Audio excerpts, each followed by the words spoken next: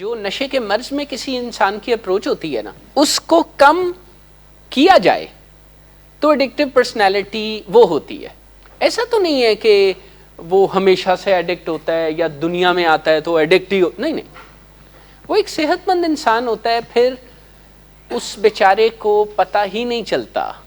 Control freak کیا ہوتا ہے؟ جو چاہتا ہے کہ انسان زندگی کے حالات، زندگی وہ الفاظ کی یا رویوں کی یا مار پیٹ کی توہین تو کسی بچے کے ساتھ، کسی انسان کے ساتھ نہیں ہونی چاہیے.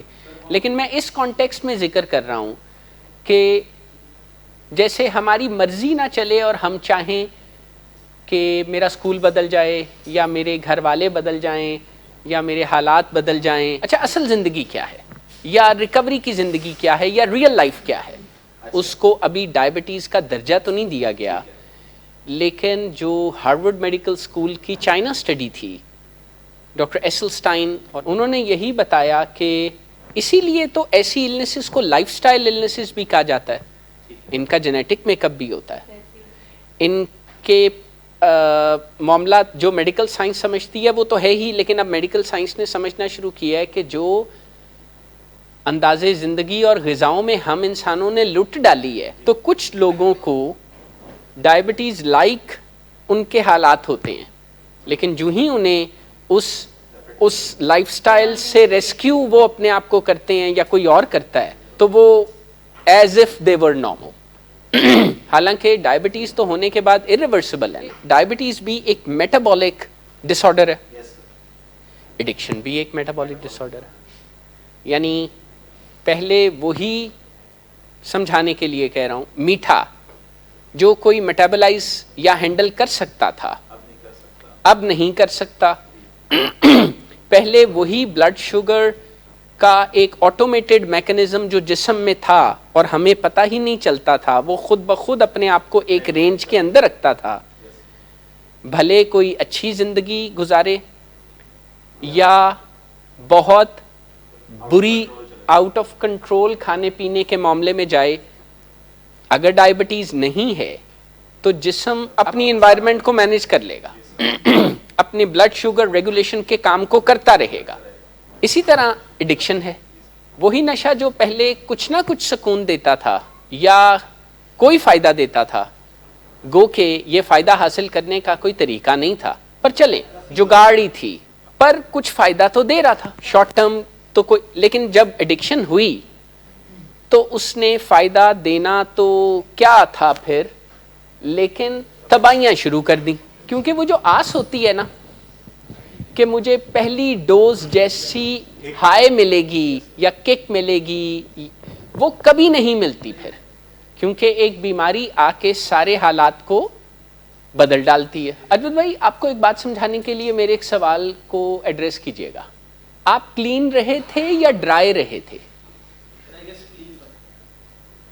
اچھا یہی کلین ہونے کو میں ریکوری سے ایکویٹ کرتا ہوں نا، یعنی آپ ایبسٹیننٹ تھے یا ڈرائی تھے، لیکن ابھی آپ کے ریکوری یا ٹھنڈی ٹھار زندگی یا پرسکون زندگی کے رویے نہیں تھے یا سوچیں نہیں تھی. لیکن آج جو آپ نے ہم سے بات کرتے ہوئے بات کہی ہے نا، یہ اچھی زندگی کے نسخوں میں سے ایک نسخہ ہے کہ اپنی زندگی میں کمیوں کو یا امپرفیکشنز کو مان لیا جائے. پھر اسے بہتر کرنے سے ہمیں کوئی منع نہیں کر رہا، لیکن بہتر کرنے کی سٹیج سے پہلے ہی ہم امپرفیکشنز یا دوسرے لوگوں کے اندر کمیوں کمزوریوں سے بھیڑ جائیں، لڑ جائیں، تو بہتری تو کیا ہونی ہے، الٹا جھگڑے شدید ہوتے جائیں گے. دیکھیں، ریکوری کی جرنی ایسے سٹارٹ ہوتی ہے کہ پہلے ڈرائی ہونا یا نشے سے دور ہونا یا ایبسٹین کرنا یا پرہیز کرنا پڑتا ہے، لیکن اس کے بعد اپنی زندگی کو ایسے ترتیب دینا پڑتا ہے جس سے سکون یا بے خود ہونے کی جو کیفیت یا نمب ہونے کی جو کیفیت ملا کرتی تھی نشے سے، جسے وہ بندہ سکون سمجھتا تھا، اب وہی سکون اس کی اپروچ، اس کی سوچوں سے پیدا ہو. مثلا مجھے یہ لگتا ہے بس آپ نے اپنے بیمار رویوں کی قیمت ادا کی، جو کہ بہرحال ہمارا جی تو چاہتا ہے کہ جتنی کاسٹ آپ آلریڈی اپنی بیماری یا بیمار رویوں کی ادا کر چکے ہیں اس سے زیادہ نہ کریں. لیکن ظاہر ہے ہمیں یہ بھی دیکھنا ہوتا ہے کہ کچھ وقت لگ جاتا ہے. یہ دل تو نہیں چاہتا کہ ایسا ہو، لیکن ریکوری تو ایسے ہی انفولڈ ہوتی ہے. اور میں آپ کو ریئل لائف کے متعلق بتا رہا تھا، میں آپ کو اب تھوڑا سا آپ کی جو آن گوئنگ صحت یابی ہے نا اس کے متعلق بھی بتاتا ہوں. بیماری کی جیسے سٹیجز ہوتی ہیں نا، اس طرح ریکوری یا بہتر یا صحت یاب ہونے کی بھی سٹیجز ہوتی ہیں. آپ اپنے گھر والوں اور ڈاکٹر حضرات کے ساتھ مل کے کوشش کرتے ہیں اور کسی بھی سٹیج کے مسائل کو ہینڈل کر لیتے ہیں تے تسی پاس ہو کے نا تے اگلی سٹیج یا اگلی کلاس سے چلے جاندے ہو. پر جو نئی سٹیج سٹارٹ ہوتی ہے نا اس کے اپنے چیلنجز ہوتے ہیں. اس سوچ کو اپنے دل دماغ سے چیلنج کیا کریں یا نکال دیں کہ کوشش کا یہ جو آپ اتنی کوشش کر رہے ہیں تو معاملات کیوں نہیں آسان ہو رہے. زندگی اسی کو کہتے ہیں. جب آپ چیلنجز کو سالو کریں گے نا تو آپ کو ریوارڈز ملیں گے، پرسنل ریوارڈز بھی ملیں گے اور دوسرے ریوارڈز بھی ملیں گے کہ جسے ریئل لائف کہتے ہیں. وہ یہی ہے. اور یہ بھی ریئل لائف ہے کہ ہر جگہ ایڈورسیریل نہیں ہوتے یا مخاصمت یا ضد نہیں پالتے، کیونکہ اگر ایسا کریں تو کیا ہوتا ہے، ہمارا نقصان ہوتا ہے. اگلے کا تو جو نقصان ہوتا ہے سو ہوتا ہے، ہمارا بھی کوئی فائدہ نہیں ہوتا. پر وہ کنٹرولنگ اور غصے کی ایک ہائٹنڈ سٹیٹ جو ہم نے نشے کی بیماری یا موڈ ڈس آرڈر میں فیل کی ہوتی ہے نا، اس میں اتنا زیادہ لگتا ہے کہ میں ان چارج یا ان کنٹرول ہوں کہ بندہ اپنے غصے کے ساتھ بھی ایڈکٹیو رشتہ داری میں آ جاتا ہے. اس میں نا لائر جو ہوتا ہے وہ اس کی کچھ غلطی ہوتی ہے تو وہ غلطی کے شروع میں کہتا ہے کہ اچھا یار ہے میرا کارڈ رحل ہے، میں انشورنس کے ذریعے بھی تم ٹھیک کرا دیاں گا اور میں بھی حاضر ہوں. اور وہ اس لائر کے پاس ہوتی بھی مرسیڈیز بینز ہے نئے ماڈل کی، اس ریکورنگ الکوہولک بیچارے کے پاس تے پرانی جی کرولا ہوندی ہے. تو اسے بھی لگتا ہے اور لائر کو بھی لگتا ہے مسئلہ ہی کوئی نہیں. لیکن وہ لائر ایک غلطی کرتا ہے جو ہم سب انسان کرتے ہیں. وہ غلطی یہ ہے کہ جب ہماری تکلیف زیادہ ہوتی ہے نا تو ہم سنجیدہ ہوتے ہیں. جب ہماری تکلیف زیادہ ہوتی ہے نا تو ہم سنجیدہ ہوتے ہیں کسی کام کے کرنے میں یا ریکوری پروگرام کے جانے میں یا معاملات کو ٹھیک کرنے میں. جو ہی ہماری تکلیف کم ہو جاتی ہے نا تو ہمارے نخرے دیکھنے والے ہوتے ہیں. تو اس لائر نے بھی یہی کوتاہی کی. وہ جب جا کے اس نے، لیکن وہ وہاں پہ ایک بڑی قیمتی اپنی فائل بھول گیا. تو اس ریکورنگ الکوہولک نے وہ اپنے پاس رکھ لی کہ اے جاندے جاندے اپنا نام تے نمبر تے سائن تے کدرے کر گیا ہے. پر ہوندا ہے نا اسی کسی پیپر دے اوتے لکھیے تے اسی تھلے رجسٹر رکھ لینے ہاں. تو اس نے بھی اپنی ایک فائل رکھی جو کہ وہ اس کی گاڑی کے بونٹ پہ ہی بھول گیا. اچھا بھول جاتا ہے، خیر وہ دن گزر جاتا ہے اور بعد میں وہ ریکورنگ الکوہولک اس لائر سے اس کے آفس کانٹیکٹ کرتا ہے. تو وہ اب لائر صاحب وڈے بگ قسم دے لائر نے تے انہاں دے دفتر بھی انہوں کوئی لفٹ نہیں کراندا. پھر جب وہ لائر صاحب سے پوچھا جاتا ہے کہ بھائی آپ کے لیے کال ہے، وہ کہتا اور رہندے یار کر کر لائیں گے، میں بڑا بزی ہوں، بعد میں کر لوں گا، یہ کر لیں گے وہ کر. اچھا وہ ڈھونڈتا ڈھانڈتا ریکورنگ الکوہولک آ جاتا ہے اور اسے غصہ بھی بڑا ہوتا ہے کیونکہ اس ایکسیڈنٹ کی وجہ سے وہ کورٹ میں یعنی عدالت میں اس کے بچوں کی کسٹڈی، شیئرڈ کسٹڈی کی ہیئرنگ ہوتی ہے، وہ لیٹ ہو جاتا ہے. وہ لیٹ ہو جاتا ہے تو عدالت کہتی ہے کہ جناب تسی ٹھیک ٹھوک کوئی نہیں ہونا تے جاؤ تہاڈی بیگم صاحبہ دے کول ہی کسٹڈی رہے گی. ਤੁਸੀਂ ਐਵੇਂ ਹੀ ਸਾਡਾ ਟਾਈਮ ਜ਼ਾਇਆ ਕਰਦੇ ਰਹਿੰਦੇ ਹੋ, ਆ ਜਾਂਦੇ ਹੋ. یہ کہہ کے جج صاحب وہ برخاست کر دیتے ہیں. تو اس کو اس بات کی بھی بڑی تکلیف بھی ہوتی ہے اور غصہ بھی ہوتا ہے کہ یار اس بندے دی وجہ میرے نہ کی ہویا. اوپر سے وہ اس کے دفتر پہنچتا ہے نا, اب جتنا مجھے یاد ہے تو وہ دیکھتا بھی ہے کہ وہ آ جا رہا ہے, لیکن جب وہ پوچھتا ہے تو اسے لگتا ہے کہ وہ سٹاف اسے ایسے ڈیل کرتا ہے جدوں اسی بھی کسی نے چلو چل, اسے بڑا غصہ آتا. خیر وہ بیچارہ چلا جاتا ہے وہاں سے. لیکن جب اسے کانٹیکٹ کیا جاتا ہے نا اس فائل کے لیے جس کے کوئی وہ ملینز آف ڈالرز کا کوئی مرجر یا کوئی انڈسٹریل کام ہوتا ہے, تو اب الکوہولک بھی کہتا ہے چل چل. اب لائر کو اور اس کے دفتر کو بڑی فکر ہوتی ہے, کیونکہ وہ تو کوئی 200-300 ملین ڈالر کا کوئی 2 بڑی کمپنیز کا کوئی مرجر ہوتا ہے, اور اس ایک پیپر جس پہ سائن ہوا ہوتا ہے اس کی وجہ سے بات رکی ہوتی ہے. اب الکوہولک بھی کہتا ہے چلو چل. اسے نا غصے میں مزہ آنا شروع ہو جاتا ہے. وہ کہتا ہے اچھا تم نے مجھے اٹینڈ نہیں کیا تھا, تمہاری یہ جرت. وہ انہوں ملتا ہی نہیں. وہ اب لائر صاحب اور ان کا دفتر پیچھے پیچھے, ریکورنگ الکوہولک صاحب آگے آگے. لیکن یہ صرف فائل کا رولا نہیں ہوتا. اس طرح غصہ اور کنٹرول کرتے کرتے نا اس کی شراب کی بیماری کا زور واپس آ رہا ہوتا ہے.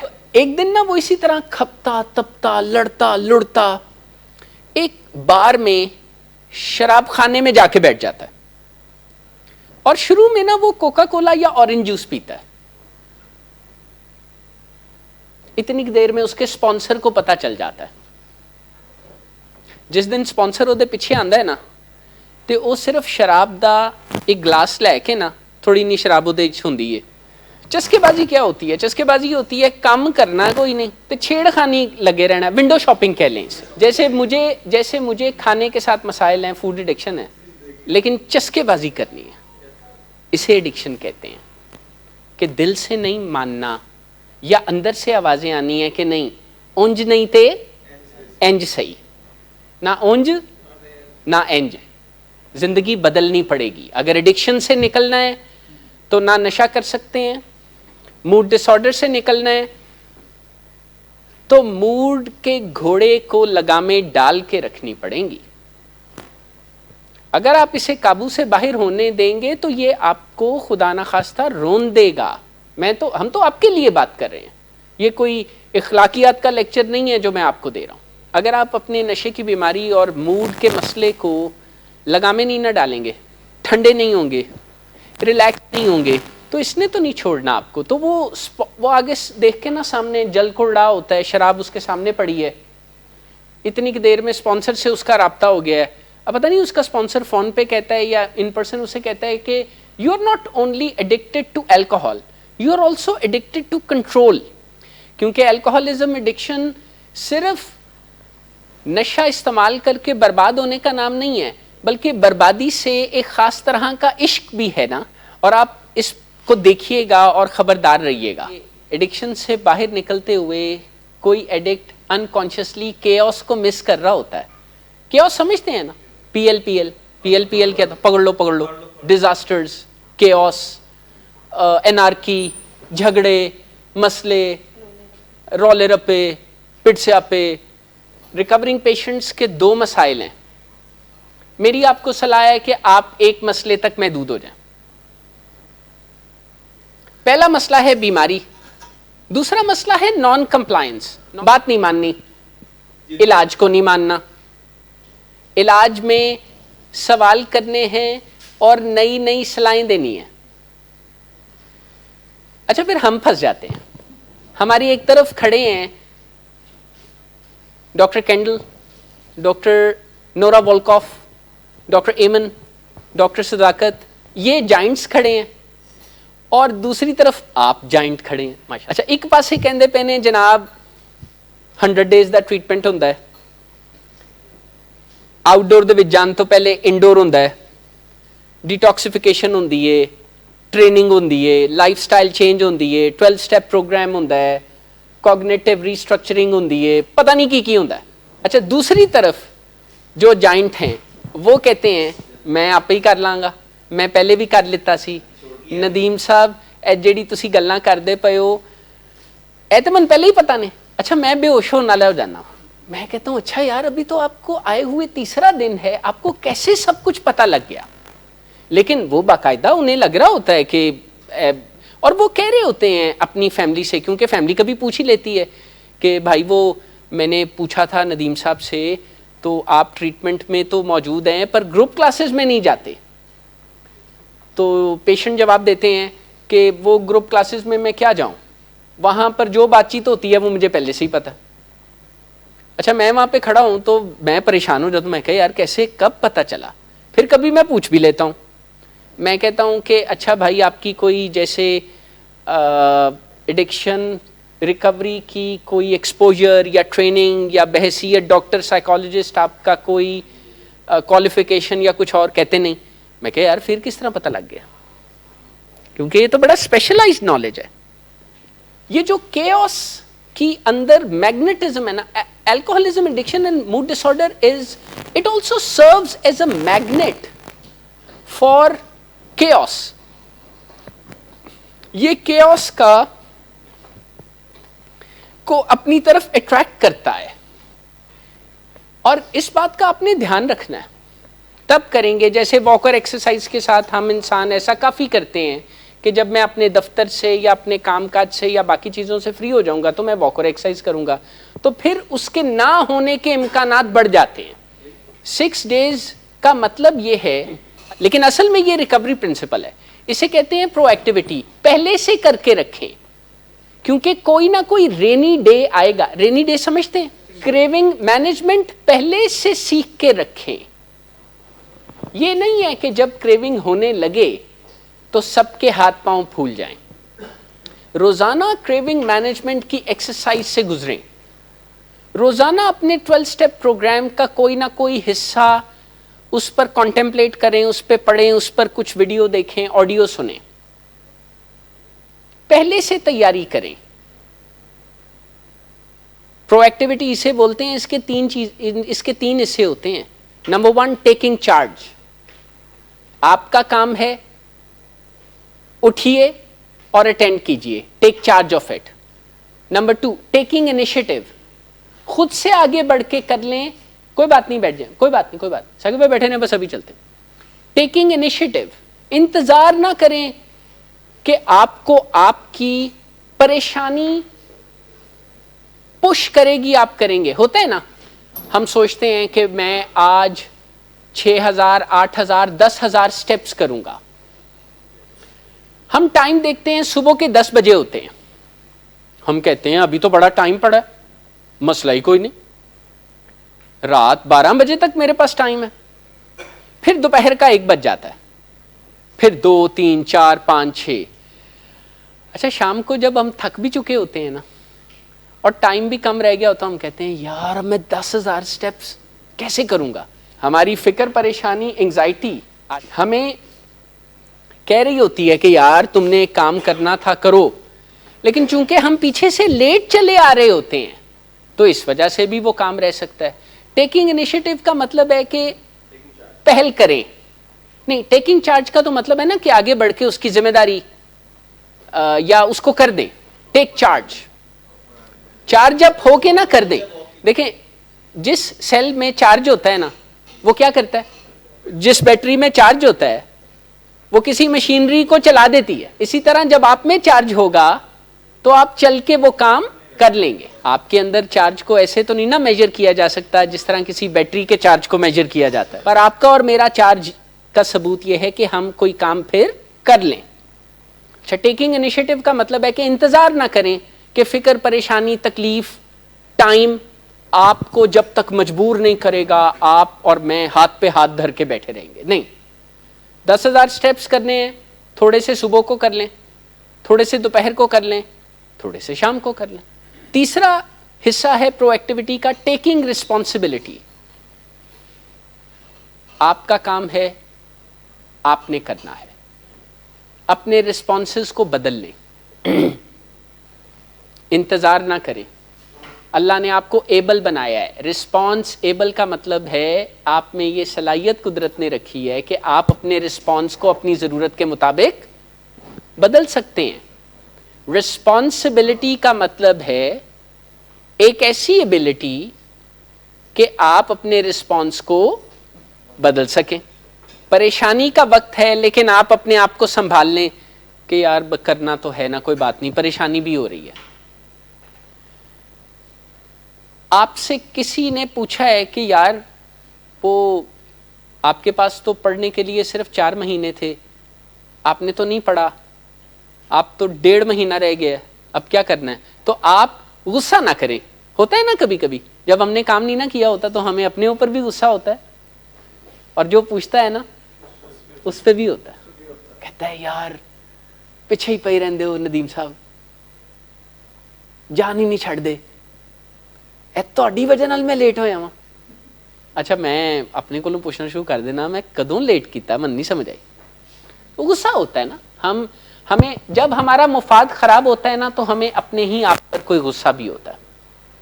کئی مرتبہ یہ غصہ دوسروں پر نکلتا ہے یا ظاہر، جی جب ہم زندگی میں ڈراپ آؤٹ ہو چکے ہوتے ہیں نا تو کئی مرتبہ دوبارہ ٹریک پر واپس آنا بہت مشکل ہوتا ہے۔ یہ جو میں آپ یا ہم جیسے دوسرے لوگ ہوتے ہیں نا، اسٹوڈنٹس ہوتے ہیں، تو کبھی اسٹوڈنٹس کہتے ہیں نا کہ میری اچھی تیاری نہیں ہے، میں نا یہ اگلی اٹیمپٹ میں پیپر دے دوں گا۔ تو آپ کبھی پوچھئے گا، ہو سکتا ہے آپ میں سے کسی کا ایکسپیرینس بھی ہو، نہ پیرنٹس مانتے ہیں نہ ٹیچرز مانتے ہیں۔ کیوں نہیں مانتے بھلا؟ یار وہ تو اتنی اچھی بات کر رہا ہے، وہ کہہ رہا ہے جناب میری تیاری نہیں ہے، میں تیاری کروں گا، اگلی دفعہ میں کسر پوری کر دوں گا۔ یہ تو بہت اچھی بات ہے، اس میں کیا ماڑی بات؟ ہوتا یہ ہے کہ انہیں پتا ہوتا ہے کہ ایک دفعہ یہ ڈراپ آؤٹ ہوا تو دوبارہ ٹریک پہ آنا نہیں۔ آپ وہ آڈینس نہیں ہے جو دوبارہ ٹریک پہ نہیں آ سکتے، آپ دوبارہ ٹریک پر آ رہے ہیں، اللہ کا شکر ہے آپ اس بدقسمت آڈینس میں سے نہیں ہیں، اللہ کا آپ پر بہت فضل ہے، اس پر اللہ کا شکر ادا کیا کریں، ہر وقت دکھی نہ رہا کریں۔ اللہ نے آپ کو واپس آنے کی ٹریک پر توفیق دے رکھی ہے۔ آپ کا ٹریٹمنٹ میں ہونے کا اور مطلب کیا ہے مجھے بتائیں؟ اللہ کا شکر ہے۔ شروع میں جب اپنی مرضی نہیں چلتی اور مرضی بھی بیمار ہوتی ہے تو سارا دھیان اس بات پہ ہوتا ہے کہ یار میری مرضی کے بغیر کر دیا، لیکن آہستہ آہستہ جب چیزیں واضح ہوتی ہیں نا تو پتہ لگتا ہے کہ ہاں یار فائدہ بہت ہے، چنگا ہی کیتا، میری مرضی دا انتظار نہیں کیتا، میری مرضی تے رہندے تے پتہ نہیں میں کدی کردا کدی نہ کردا۔ اور جب بندے کو لگتا ہے نا کہ میں ناکام ہوں تو جتنی تھوڑی بہت ایفرٹ اس نے کرنی بھی ہوتی ہے نا، وہ کہتا ہے میں ناکام ہوں تو پھر ٹرائی کرن دا کی فائدہ، دفع کرو۔ تو وہ پھر ٹرائی بھی نہیں کرتا، اسے ہیلپ لیسنس یا لرنڈ ہیلپ لیسنس کہتے ہیں۔ آپ نے اپنی بیماری کے اس رویے سے اپنے آپ کو ریسکیو کرنا ہے ہماری مدد سے، جس میں ایٹ ٹائمز آپ کو یہ سوچ آتی ہے کہ یار میں کنا کا بہتر کر لاں گا، نہیں سگریٹ تے پھر بھی پینا پائے گا، نہیں۔ میری بھی آپ سے یہی ریکویسٹ ہے، توبہ کیتے بغیر بھی نہ پیو، مانو صرف تہاڈا سگریٹ نہ پینا دا تعاون چاہیے، توبہ تسی پھر آپ ہی فیصلہ کر لینا، کوئی دل برداشتہ ہونے کی ضرورت نہیں ہے، ہمت حوصلہ کرنے کی ضرورت ہے، اور اپنے اندر سے اٹھنے والی ان آوازوں کو کاؤنٹر کرنے کی ضرورت ہے جو کبھی آپ کو یہ بتاتی ہیں کہ سکون ملے گا جب سگریٹ پئیں گے،